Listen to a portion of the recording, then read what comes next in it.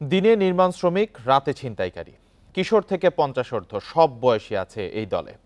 এরা অপরাধের ঘাঁটি গড়ে তুলেছে চট্টগ্রাম নগরীতে। সম্প্রতি পতেঙ্গায় টহল পুলিশের উপর হামলা করতে গিয়ে এই চক্রের সন্ধান পেয়েছে পুলিশ। তবে পোশাকধারী পুলিশের উপর হামলায় নড়ে চড়ে বসেছে সংস্থাটি। গেল শুক্রবার দিবাগত রাতে চট্টগ্রামের পতেঙ্গায় মাদক সেবনে বাধা দেয়া ও জিজ্ঞাসাবাদ করায় পুলিশের এক এসআইকে মারধর করেছে মাদকসেবীরা। ঘটনাস্থল থেকে গ্রেফতার করা হয় দুজনকে।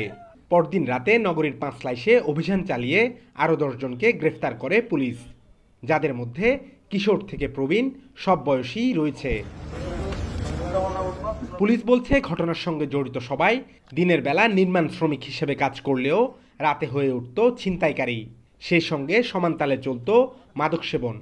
সে ভুয়া পুলিশ, তাকে ধরার জন্য আশেপাশের লোকজনকে ডাকে এবং যখন আশেপাশের লোকজনকে ডাকে তখন আশেপাশের লোকজন ওইভাবে সাড়া না দিল, তাদের সাথে যেহেতু 10-12 জন ছিল, তারাই আসলে তাকে হেনস্থা করে। মোটরসাইকেল এবং ছুরি, এই যে ধরনের উপাদানগুলি তাদের কাছে পাওয়া গেছে।